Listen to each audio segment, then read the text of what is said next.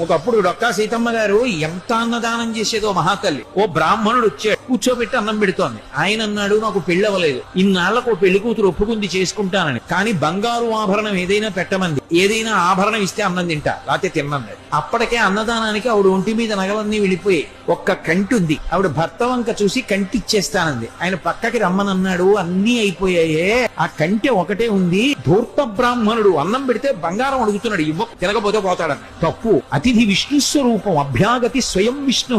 కాబట్టి ఆయనకి అన్నం పెట్టినప్పుడు బంగారం ఇచ్చేస్తాను. ఏమవుతుంది? పెళ్లి చేసుకుంటాడు, మంచిదేగా. కంటే ఒంటి మీద ఉంటే ఏమవుతుంది? శాశ్వతమా? పుణ్యం శాశ్వతం. ఇస్తానంది, నీ ఇష్టం.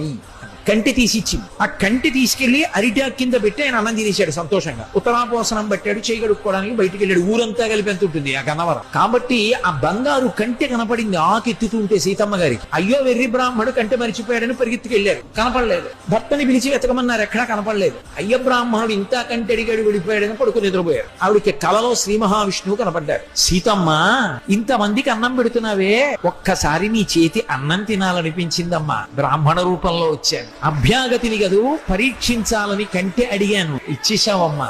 చాలు తల్లి, మురిసిపోయాను. నీ ఒంటి మీద నగలైపోయాయని బెంగ పెట్టుకుంటున్నావా? ఇంతకింత బంగారం నేను ఇస్తాలే అమ్మా. ఆవిడ లేచి భర్తకి చెప్పింది కళ. ఎప్పుడు దున్నే పొలమే. ఆయన పొలానికి వెళ్ళారు. సాయంకాలం వచ్చేసే ముందు ఏదో గొప్పతో అవుతున్నారు. కంగుల శబ్దం వచ్చింది. కొంచెం మట్టి తీసి చూశారు. ప్రదోష వేళ బిందె కనపడింది. ఉత్తరీయంలో మూట కట్టి ఇంటికి తీసుకొచ్చి మూత విప్పి చూశారు. బిందె నిండా బంగారు కాసులు. అంత ఐశ్వర్యం ఇచ్చేశారు శ్రీ మహావిష్ణు.